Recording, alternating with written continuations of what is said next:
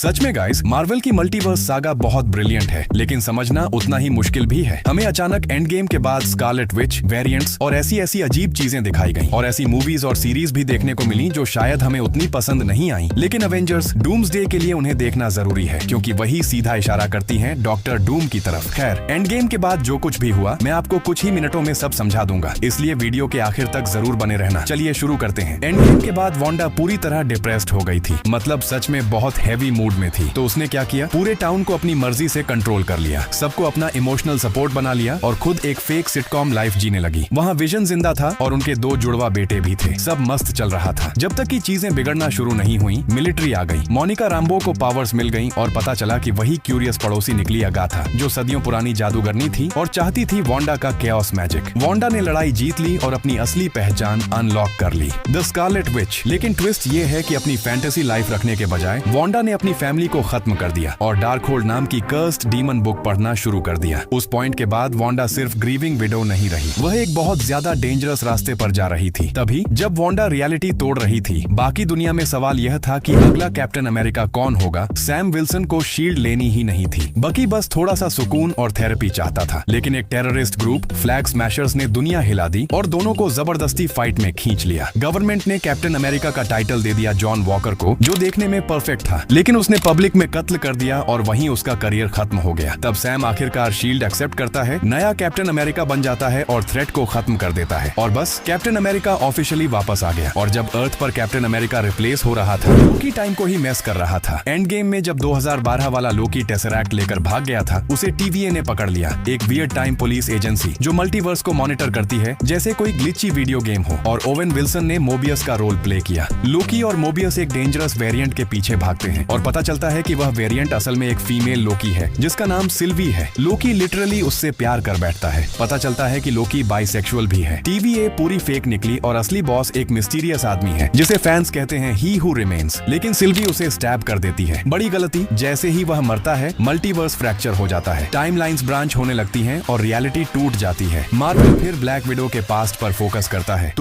Scene Avengers civil war के बाद team टूट चुकी होती है और नटाशा रोमनॉफ भाग रही होती है, लेकिन छुपने के बजाय उसे अपना पास्ट फेस करना पड़ता है। वह अपनी पुरानी रशियन फैमिली से रिकनेक्ट करती है, सिस्टर येलेना, मॉम और एक washed up dad red guardian. पूरे फैमिली रियूनियन में फुल केओस होता है। फिर सब मिलकर डिसाइड करते हैं कि रेड रूम को तोड़ देना है। वह ब्रूटल प्रोग्राम जहां से सब ब्रेन वॉश्ड असैसिन्स बने थे। नटाशा टास्क मास्टर को भी बचाती है, जो एक और विक्टिम निकलता है। बस इसी मिशन के साथ नटाशा अपनी ओरिजिन स्टोरी को क्लोज करती है। इसके बाद वह इन्फिनिटी वॉर में ज्वाइन करती है और आखिर में एंड गेम में अपनी जान दे देती है। लेकिन कहानी यहीं खत्म नहीं होती। उसकी कब्र पर येलेना को वैलेंटीना मिलती है और उसे क्लिंट बार्टन की एक फोटो देती है। यही वही हॉकाय है और वैलेंटीना कहती है कि यही आदमी तुम्हारी बहन की मौत का जिम्मेदार है। और जब येलेना पूरी दुनिया में हॉकाय को ढूंढ रही थी, तभी एक नया हीरो एंट्री लेता है, action, martial arts, magic weapons और फुल ऑन फैमिली ड्रामा के साथ। नाम है शांग-ची, एक आम लड़का जो बन जाता है कुंग फू एजेंट। वह अपनी खोई हुई बहन से मिलता है और अपने सुपर पावरफुल लेकिन इमोशनली डैमेज्ड पिता वेनवू का सामना करता है। और हाँ, वेनवू एक क्रिमिनल एम्पायर चलाता है, द 10 रिंग्स। वेनवू को लगता है कि उसकी मरी हुई बीवी उसे एक मिथिकल छुपे हुए गांव से बुला रही है। वह उसे ढूंढने और वहां घुसने निकल पड़ता है, लेकिन शांग-ची, उसकी बहन और उनकी फ्रेंड केटी पहले ही उस गांव पहुंच जाते हैं और वहां पुराना कुंग फू मैजिक सीखते हैं। फाइनल शोडाउन होता है शांग-ची वर्सेस वेनवू। और जब वेनवू अंडरवर्ल्ड का गेट खोलता है तो एक इविल सोल ईटिंग ड्रैगन बाहर आ जाता है। वही ड्रैगन वेनवू को मार देता है। शांग-ची रिंग्स अपने हाथ में ले लेता है और उस ड्रैगन को हराकर दिन बचा लेता है। और जैसे ही तुम्हें लगता है कि कहानी खत्म हो गई है, वहीं एंट्री होती है इटर्नल्स वालों की, जहां हैरी स्टाइल्स ईरोस बनकर आता है, जो थैनोस का भाई है। कुछ समझ में आए उससे पहले ही एक कॉस्मिक गॉड आदि टीम को उठाकर स्पेस में ले जाता है और बोलता है, you messed with my plans. और बस फिर कभी उनके बारे में सुनाई ही नहीं दिया। और जब अर्थ लिटरली एक जायंट स्पेस गॉड के पैदा होने से बच गई थी, मार्वल ने कहा, ठीक है, अब जरा एक नॉर्मल इंसान पर फोकस करते हैं जिसके पास सिर्फ बो और एरो है और जो बस क्रिसमस एंजॉय करना चाहता है। और एंट्री होती है हॉकाई की। इस शो में क्लिंट मुकाबला करता है मॉबस्टर से, एक फैन गर्ल से मिलता है और अपने ट्रॉमा से कभी आजाद नहीं हो पाता। क्रिसमस है, लेकिन फैमिली के साथ टाइम बिताने की जगह क्लिंट एक अमीर फैन गर्ल के साथ टीम अप करता है। नाम है केट बिशप। वह क्लिंट की सबसे बड़ी फैन है और बोलने में भी एक्सपर्ट। हम देखते हैं कि दोनों फंस जाते हैं एक मेस में, जहां आती है ट्रैक सूट माफिया माया लोपेज और एक मास्टर असैसिन, जो असल में निकलती है नटाशा की बहन येलेना। अभी भी अपनी बहन की मौत से गुस्से में है। येलेना क्लिंट को मारना चाहती है। केट चाहती है है कि वह क्लिंट की साइडकिक बने। क्लिंट बस घर जाना चाहता है, लेकिन हालात खराब होते जाते हैं। केट और येलेना लड़ती हैं, फिर दोस्ती करती हैं और अजीब तरीके से बेस्टीज बन जाती हैं। और तभी एंट्री होती है किंगपिन की। हवाई शर्ट पहने लोगों को दीवारों में ऐसे फेंकता है जैसे टिश्यू पेपर। माया को समझ आ जाता है कि वही उसे मैनिपुलेट कर रहा था और वह उसे ऑफ स्क्रीन गोली मार देती है। क्योंकि मार्वल को मिस्ट्री रखना बहुत पसंद है, एंड में क्लिंट और येलेना आखिरकार सुलह कर लेते हैं और क्रिसमस थोड़ा कम ट्रॉमेटिक हो जाता है। केट आखिर साबित कर देती है कि वह वर्दी है और क्लिंट ऑफिशियली हॉकाई का नाम उसे दे देता है। और हाँ, बंदा आखिरकार क्रिसमस पर घर भी पहुंच जाता है। बस कोक सर्व करते हुए चिल करता है। लेकिन जब क्लिंट सुकून एंजॉय कर रहा होता है, तभी पीटर पार्कर की जिंदगी बिल्कुल उलट जाती है। मिस्टीरियो उसकी आइडेंटिटी एक्सपोज कर देता है और अब पीटर एक चलती फिरती कंट्रोवर्सी बन चुका है। MIT उसे रिजेक्ट कर देता है, मीडिया चैन से जीने नहीं देती और उसके फ्रेंड्स भी उसकी वजह से परेशान हो रहे होते हैं। तो पीटर एक ही काम करता है, डॉक्टर स्ट्रेंज के पास जाता है। आइडिया सिंपल था, एक ऐसा स्पेल जो सबको भुला दे कि पीटर स्पाइडरमैन है। लेकिन रिजल्ट में मल्टीवर्स पूरा क्रैक हो जाता है और दूसरी रियलिटीज के विलेंस एंट्री मार लेते हैं। Doctor Octopus, Green Goblin, Electro, Sandman. Peter इन सबको बचाने की कोशिश करता है, उन्हें क्यूर करने की भी। लेकिन फिर ग्रीन गॉब्लिन वॉर करता है और आंट मे की मौत हो जाती है। सब कुछ खत्म सा लगने लगता है। तभी दो फेमिलियर स्पाइडरमैन स्विंग करते हुए आते हैं, टोबी मैगवायर, एंड्रू गारफील्ड। तीनों स्पाइडरमैन एक साथ विलेंस का सामना करते हैं। एक एपिक शोडाउन में दिन बच जाता है, लेकिन कीमत बहुत भारी पड़ती है। पीटर स्ट्रेंज से कहता है, एक नया स्पेल डालो, इस बार सबको पीटर पार्कर भुला दो, स्पाइडरमैन नहीं। और बस अब कोई उसे याद नहीं करता, ना MJ, ना नेड, ना हैप्पी। पीटर अब टूटा हुआ है, अकेला है, एक छोटे से अपार्टमेंट में रहता है। लेकिन पहली बार वह सच में स्पाइडरमैन बन चुका है। और जब पीटर पार्कर ने खुद को सबकी यादों से डिलीट कर दिया, तो न्यूयॉर्क में थोड़ी शांति आ जाती है।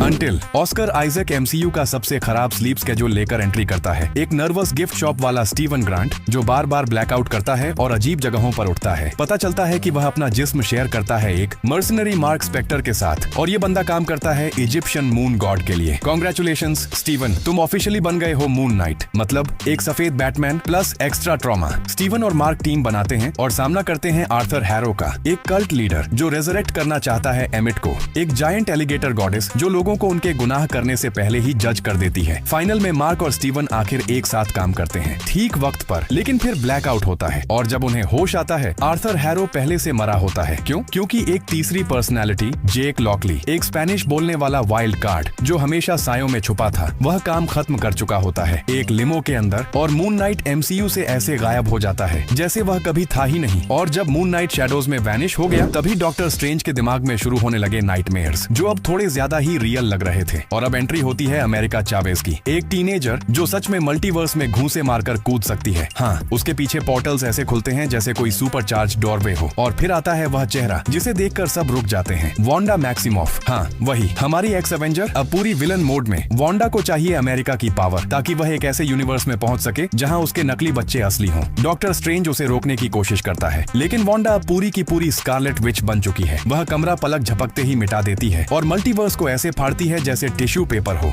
स्ट्रेंज और अमेरिका अलग अलग डायमेंशंस में घूमते हैं और एक जगह उनकी मुलाकात होती है एक अलग टीम से, illuminati, professor x Reed Richards और कैप्टन कार्टर जैसे बड़े बड़े हीरोज। और फिर क्या, वांडा उन सबको पलक झपकते ही खत्म कर देती है, जैसे कोई हॉरर फिल्म लाइव चल रही हो। एंड गेम के बाद पहली बार लगा कि अब सच में एक खतरनाक विलन आ गया है। मजबूरी में स्ट्रेंज डार्क होल्ड का इस्तेमाल करता है और अपने ही एक डेड वर्जन को पजेस कर लेता है। हाँ, ज़ॉम्बी स्ट्रेंज सच में होता है। अमेरिका की मदद से वह वांडा को सच दिखाता है। उसके बच्चे उससे डरते हैं, प्यार नहीं करते, दिल टूट जाता है और वांडा माउंट वुंडागोर को गिरा देती है। लगता है उसने खुद को भी खत्म कर दिया। लेकिन स्ट्रेंज की कहानी यही नहीं रुकती, वह चलता है एक हीरो की तरह। और तभी उसके माथे पर एक थर्ड आई खुल जाती है। मल्टीवर्स अब सच में खुल चुका है। ये तो बस शुरुआत थी। जब डॉक्टर स्ट्रेंज अपनी तीसरी आंख से लड़ रहा होता है, तभी एक नॉर्मल हाई स्कूल लड़की अपनी लाइफ एवेंजर्स के पोस्टर्स देखकर एंजॉय कर रही होती है। कमला खान, कैप्टन मार्वल की सबसे बड़ी फैन, जर्सी सिटी की नई हीरो। और फिर एक बड़ा ट्विस्ट, उसका दोस्त ब्रूनो बताता है कि कमला सिर्फ एलियन टेक से पावर्ड नहीं है, उसकी जीन्स में कुछ अलग है। और बस एम वर्ड आखिर MCU में घुस जाता है। म्यूटेंट्स कंफर्म्ड भाई। लेकिन जब कमला खान अपनी पावर्स और म्यूटेंट वाली सच्चाई को समझने की कोशिश कर रही होती है, तभी उसी वक्त स्पेस में एक और हीरो अपनी खुद की आइडेंटिटी क्राइसिस से गुजर रहा होता है। मिलिए थॉर से, जिसके पास ABS भी है, जोक्स भी, लेकिन दिल के अंदर वह अब भी अकेला स्पेस वाइकिंग है जो सिर्फ अपना मकसद ढूंढ रहा है। सब कुछ नॉर्मल चल रहा था जब तक एक क्रीपी कैरेक्टर की एंट्री नहीं होती। गॉर, गॉड बुचर, नाम ही काफी है। यह इंसान गैलेक्सीज में मौजूद गॉड्स को ऐसे काटने लगता है जैसे चिकन विंग्स। थॉर वापस अर्थ पर आता है और सबसे बड़ा झटका लगता है जब उसकी एक्स एक्स जेन फॉस्टर एंट्री मारती है और अब वह खुद बन चुकी है द माइटी थॉर। दोनों की केमिस्ट्री स्वीट है, ऑकवर्ड है और दुख भरी भी, क्योंकि जेन को स्टेज 4 कैंसर है। दोनों मिलकर गॉर को रोकने निकलते हैं। गॉर का प्लान सिंपल है, इटर्निटी तक पहुंचना और अपनी विश पूरी करवाना। फाइनल फाइट में थॉर और जेन मिलकर गॉर को रोक देते हैं, लेकिन बदला लेने की विश मांगने की जगह गॉर एक बाप की तरह विश करता है, मेरी बेटी को दोबारा जिंदगी दे दो।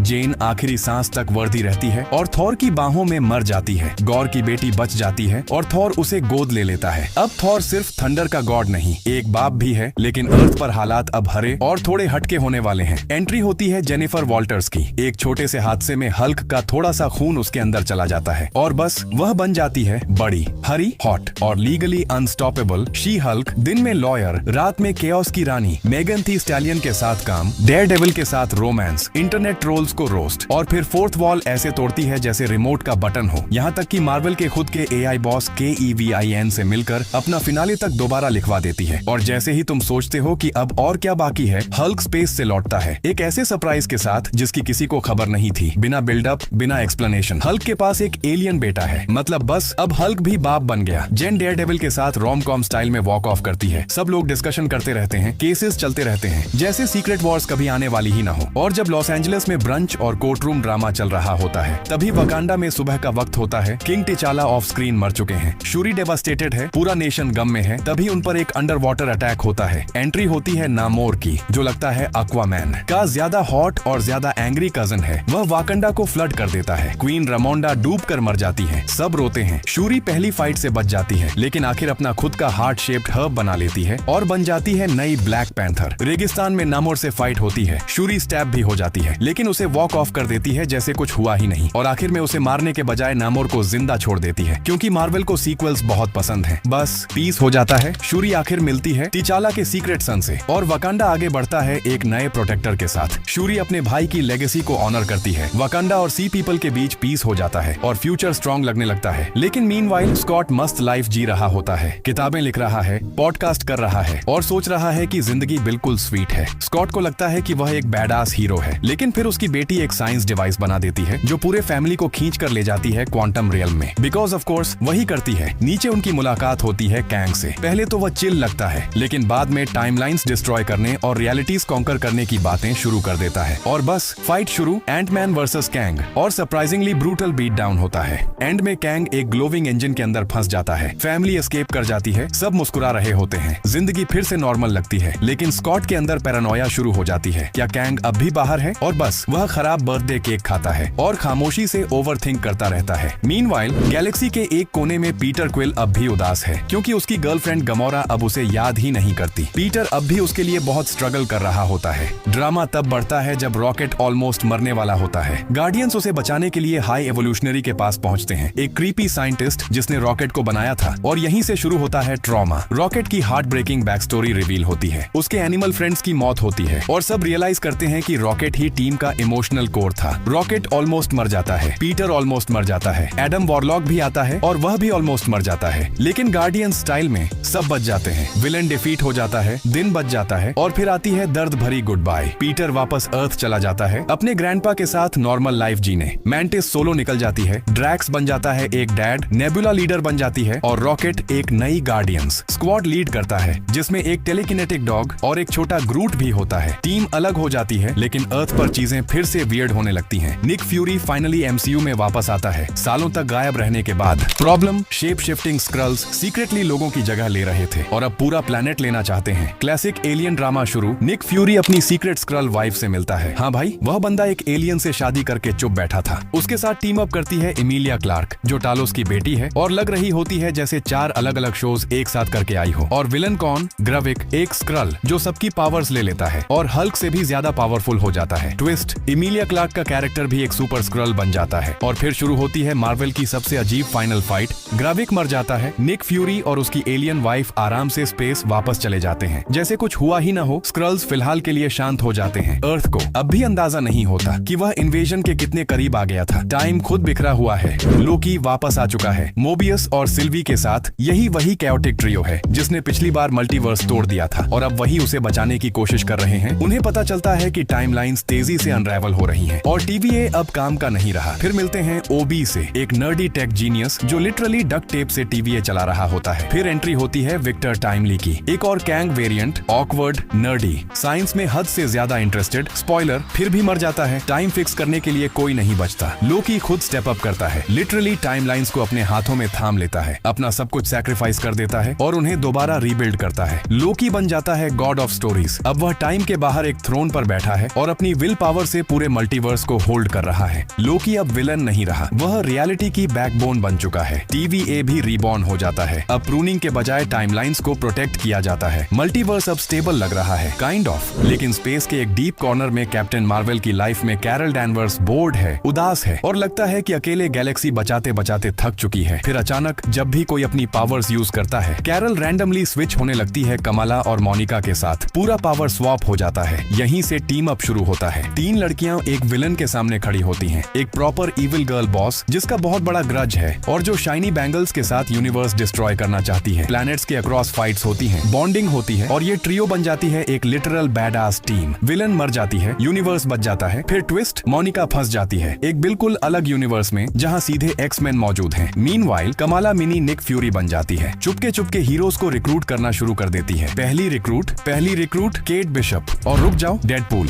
अब सब कुछ तोड़ने आ रहा है। सिचुएशन ऐसी है कि कमला टीम बना रही है, मोनिका एक्स-मैन यूनिवर्स में फंस चुकी है, कैरल स्पेस वापस चली गई है और अर्थ पर एक और स्टोरी शुरू होती है। माया लोपेज अपने घर ओक्लाहोमा वापस लौट आती है, अब भी इस बात से हॉन्टेड है कि उसने किंगपिन के मुंह पर गोली मारी थी। स्पॉइलर अलर्ट, किंगपिन बच जाता है। माया बस एक चीज चाहती है, बदला नहीं, न किंगपिन का एम्पायर, न वह वियर्ड फादर डॉटर वाइब्स। लेकिन फिस्क ऑब्सेस्ड है। हॉस्पिटल से निकलते ही सीधा उसे ढूंढने चला जाता है और उसे दोबारा अपनी क्राइम फैमिली में खींचना चाहता है। माया अपनी नई मिस्टीरियस पावर्स को टैप करती है, इमोशंस, मेमोरीज, ट्रॉमा सब एक साथ। वह किंगपिन को उसका सबसे बड़ा डर दिखा देती है। किंगपिन पूरी तरह फ्रीक आउट हो जाता है। माया मोटरसाइकिल पर राइड करते हुए निकल जाती है, फ्री और अपनी जिंदगी पर फिर से कंट्रोल में। किंगपिन को क्राइम बॉस बनना बोरिंग लगने लगता है। तब वह सीधा न्यूयॉर्क का मेयर बनने की रेस में उतर जाता है, क्योंकि फिस्क के लिए कभी भी केओस इनफ नहीं होता। और जब न्यूयॉर्क का क्राइम सीन बदल रहा होता है, एक रेड और ब्लू सूट वाला हीरो दोबारा स्विंग करने वाला होता है। लेकिन उससे पहले रियलिटी खुद टूट रही होती है और उसे बचाने के लिए एक नहीं 2 सुपर हीरोज चाहिए। डेडपूल की फ्रेंचाइज खत्म, गर्लफ्रेंड छोड़कर जा चुकी है और अब टीवीए ने उसे अरेस्ट भी कर लिया। टर्न्स आउट एक bold evil girl, Professor X की ट्विन सिस्टर, यूनिवर्स को डिस्ट्रॉय करना चाहती है और उसे रोकने के लिए अवेंजर्स नहीं, टीवीए नहीं, सिर्फ डेडपूल और एक वुल्वरीन। फिर दोनों भूल चुके हीरोज की एक स्क्वाड बनाते हैं और एक मल्टीवर्सल बैटल शुरू होती है। टाइमलाइन पर फुल बैटलफील्ड मोड चल रहा होता है। बॉल्ड गर्ल मर जाती है और डेडपूल और वुल्वरीन अपनी नफरत थोड़ी सी साइड पर रख देते हैं। शायद थोड़ा सा प्यार भी आ जाता है। मल्टीवर्स में राइड करते हुए एक बड़ा सवाल रह जाता है, ये अब भी एमसीयू है या डीपीसीयू बन गया है? जो भी हो, सागा कंटिन्यू होती है। डेडपूल और वुल्वरीन के बाद मल्टीवर्स पहले से भी ज्यादा अनस्टेबल हो चुका है और इसी सब के बीच एक विच जागती है। एगाथा, वांडा का स्पेल अब भी उस पर है, लेकिन ज्यादा देर तक नहीं, क्योंकि एगाथा दोबारा एक बैड विच बनना चाहती है। वह मिलती है एक गे ईमो बॉय से और शॉकर, जो असल में वांडा का बेटा है, हाँ वही वाला। दोनों मिलकर निकल पड़ते हैं विचेस रोड पर, बेसिकली एक मैजिकल डेथ ट्रेल, और वहाँ हर कोई सरवाइव नहीं कर पाता। एगाथा का सामना होता है एक लिटरल गॉडेस ऑफ डेथ से। दोनों फाइट करते हैं डार्क, वियर्ड और क्रीपी वाइब्स के साथ। फिर एगाथा सॉर्ट ऑफ मर जाती है, लेकिन वह नॉर्मल गोस्ट नहीं बनती, ना ही कोई सैड नर्वस फेरी। वह बन जाती है एक मेसी सार्कास्टिक मेंटोर गोस्ट। अब एगाथा और ईमो बॉय निकल पड़ते हैं उसके लॉन्ग लॉस्ट ब्रदर को ढूंढने, क्योंकि अपेरेंटली मैक्सिमॉफ फैमिली का ट्रॉमा कभी खत्म ही नहीं होता। एगाथा अब विच ड्रामा को गोस्ट स्टाइल में हैंडल कर रही है। मीनवाइल अर्थ पर नया कैप्टन अमेरिका आखिरकार लीड करने के लिए तैयार है। सैम विल्सन अब ऑफिशियली कैप्टन अमेरिका है और जोआकिन टोरेस बन चुका है नया Falcon. Wings check, attitude check. लेकिन असली प्रॉब्लम तब आती है जब टिम ब्लेक नेल्सन वापस लौट आता है। याद है द इनक्रेडिबल हल्क वाला साइंटिस्ट? हाँ वही। और उसके पास है बड़ा ग्रीन साइंस फ्यूल्ड रिवेंज। उसका टारगेट है प्रेसिडेंट रॉस। रॉस ट्रांसफॉर्म हो जाता है रेड हल्क में। वह बर्सर्क मोड ऑन कर देता है। सैम उसे रोकने की कोशिश करता है, पंचेस फ्लाई, ग्लासेस ब्रेक और मिलिट्री का बजट सीधा कचरा। एंड में सैम उसे हरा देता है, क्लासिक कैप मूव। और फिर सैम अनाउंस करता है, मैं एवेंजर्स को रिबिल्ड करने वाला हूँ, नई स्क्वाड, नई टीम, नई दुनिया। लेकिन ट्विस्ट ये है कि टिम ब्लेक नेल्सन कुछ डूम्सडे टाइप चीज मेंशन करता है और क्रेडिट्स रोल हो जाते हैं। मतलब नेक्स्ट चैप्टर सिर्फ पॉलिटिकल नहीं होगा, अपोकलिप्टिक होगा। हेल्स किचन में मैट, मर्डॉक का सबसे अच्छा दोस्त, ऑफ हो जाता है। मैट पूरी तरह टूट जाता है, सूट टांग देता है, नॉर्मल लॉयर बनने की कोशिश करता है। लेकिन तब तक किंगपिन बन चुका होता है न्यूयॉर्क का मेयर और उसका पहला काम होता है सारे सुपर हीरोज को बैन करना। मैट ज्यादा देर साइड लाइन्स पर नहीं रह सकता।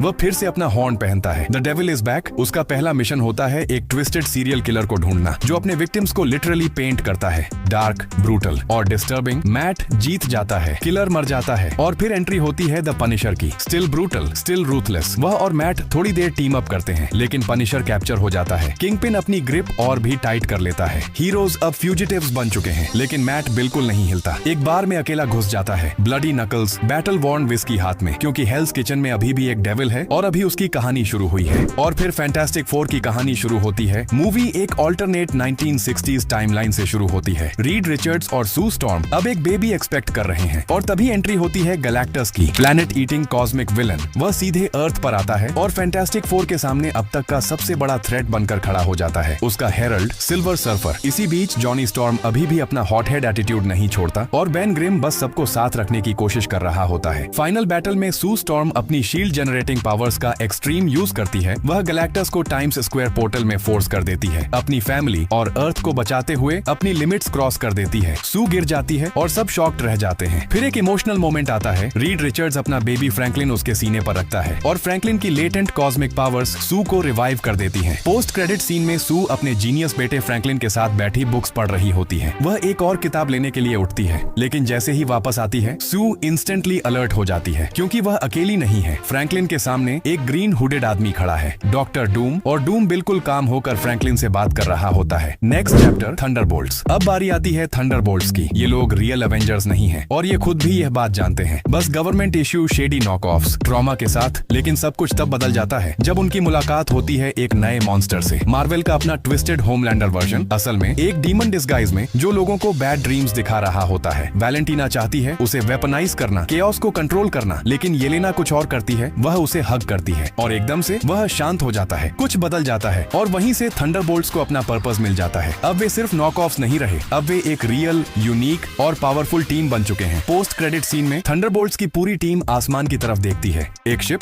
लेकिन कोई नॉर्मल शिप नहीं, ये फैंटास्टिक फोर की शिप है। और बस 26 मूवीज और सीरीज का ये रिकैप यहीं खत्म होता है। अब सारी कहानी धीरे धीरे एक ही डायरेक्शन में जा रही है, एवेंजर्स, डूम्सडे और उसके बाद एवेंजर्स सीक्रेट वॉर्स। यही मल्टीवर्स सागा का सबसे बड़ा क्लाइमैक्स देखने को मिलेगा, जहां अलग अलग यूनिवर्सेस के हीरोज एक साथ आएंगे और एमसीयू का फ्यूचर हमेशा के लिए बदल सकता है। अगर वीडियो हेल्पफुल लगी हो तो एक लाइक जरूर कर देना और अपना ओपिनियन कमेंट्स में जरूर बताना।